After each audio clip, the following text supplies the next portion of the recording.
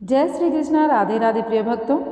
कार्तिक पूर्णिमा और गंगा स्नान के बाद में आप लोगों को, जब आप कार्तिक पूर्णिमा का व्रत पूरा कर लेते हैं, उसके बाद में अगले दिन अगर व्रत नहीं भी करते हैं तो भी अगले दिन चिड़ा चिड़ी की एक कहानी है जो कि पूर्ण श्रद्धा भाव के साथ में सुननी चाहिए। और इस दिन का महत्व और इस कहानी से संबंधित जो भी आप लोगों को करना है, क्या पूजा करनी है, वो सब कुछ मैं आज के वीडियो में बताने वाली हूँ। तो वीडियो को अंत तक देखिएगा।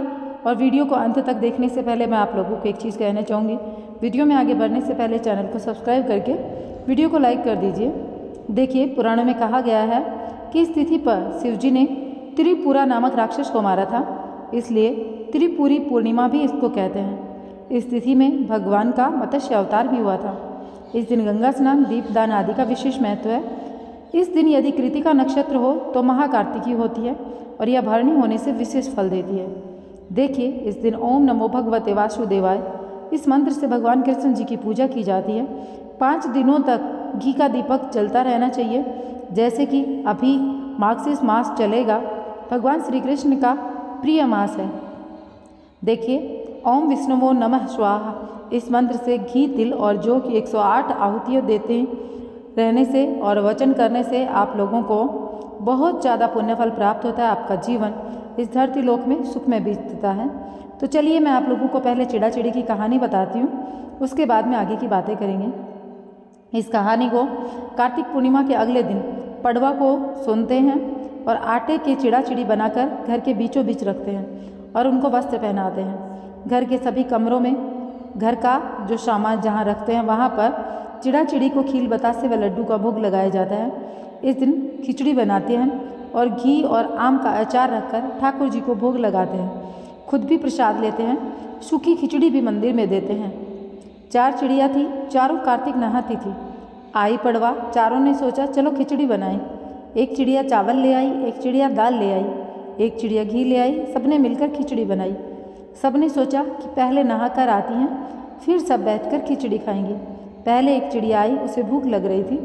बाकी चिड़िया अभी नहीं नहाई थी तो उसने खिचड़ी की भाप खा ली। दूसरी चिड़िया आई, उसने पानी पी लिया। तीसरी चिड़िया ने खिचड़ी खा ली और चौथी चिड़िया ने खुरचन खा ली। चारों चिड़िया मर गई।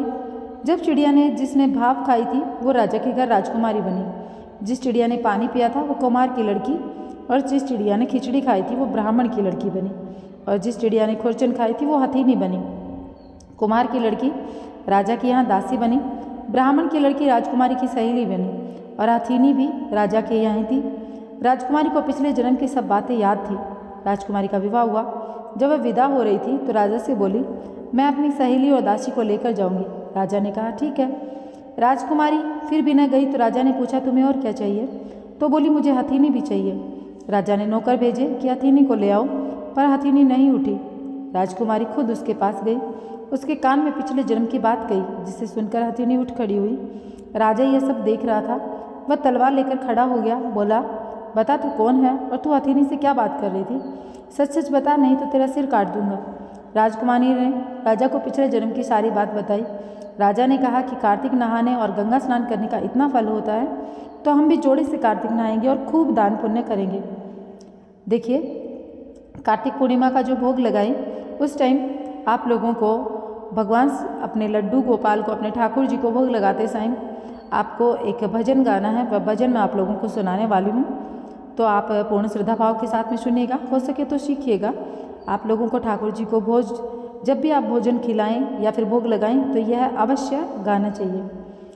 ठाडे रहियो यशोदा के लाल, कले वाला माखन का, भरा कटोरा दूध का, मिश्री देव मिलाए, पीजा पीजा रे यशोदा के लाल, कले वाला माखन का, आजा आजा रे यशोदा के लाल, कले वाला माखन का, भरी मटकिया छाछ की, माखन देव मिलाए, आजा खाजा रे यशोदा के लाल, कले वाला माखन का, ठाडे रहियो रे यशोदा के लाल, कलेवा लाई माखन का।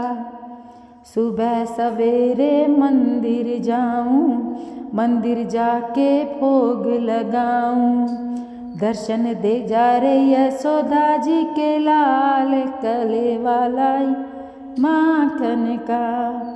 आजा आजा रे यशोदा जी के लाल, कलेवा लाई माखन का। अब यहाँ पर ये जो भजन मैंने आप लोगों को सुनाया, छोटा सा भजन है, लेकिन इसके बीच में जो प्रेम है, जो श्रद्धा है, उसको महसूस करके आप ये अपने लाला को भोग लगाते समय अवश्य गाएं। दूसरा मैं भोग का एक और भजन आप लोगों को सुना रही हूँ, उसको भी सुनना। मोहन हमारे घर आए, रुचि रुचि भोग लगाए, जरा ना शर्माए कि मालिक है संसार का। भिलनी के बेर सुदामा के तंदुल, भिलनी के बेर सुदामा के तंदुल, रुच रुच भोग लगाए, जरा न शर्माए कि मालिक है संसार का। मीरा के प्रभु गिरधर नागर, चरण कमल चितलाए, आकर आकर दर्श दिखाए, जरा न शर्माए कि मालिक है संसार का। मोहन हमारे घर आए, माखन भोग लगाए, आके दर्श दिखाए, जरा न शर्माए कि मालिक है संसार का। दुर्योधन की मेवा त्यागी, सागर विदुर घर खाए, जरा न शर्माए कि मालिक है संसार का। आपकी वस्तु आपके आगे, इसमें हमारा कुछ नहीं लागे, जरा न शर्माए कि आए भोग लगाए, ये मालिक है संसार का।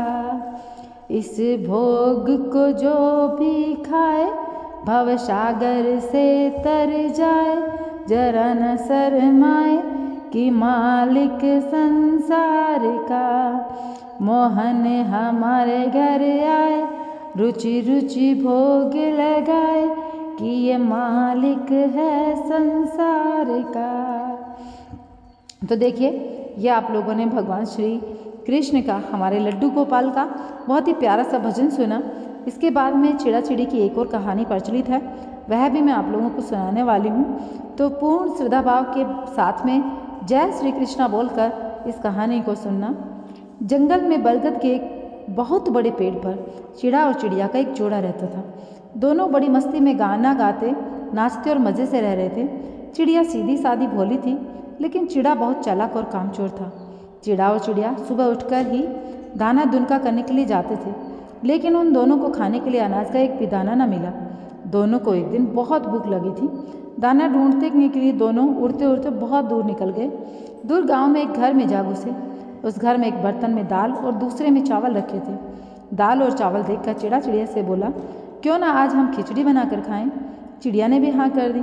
चिड़िया ने अपनी चोंच में दाल भर ली और चिड़िया ने चावल ले लिए। दोनों बरगद के पेड़ पर वापस लौट आए। वापस लौटते ही उन्होंने खिचड़ी बनाई।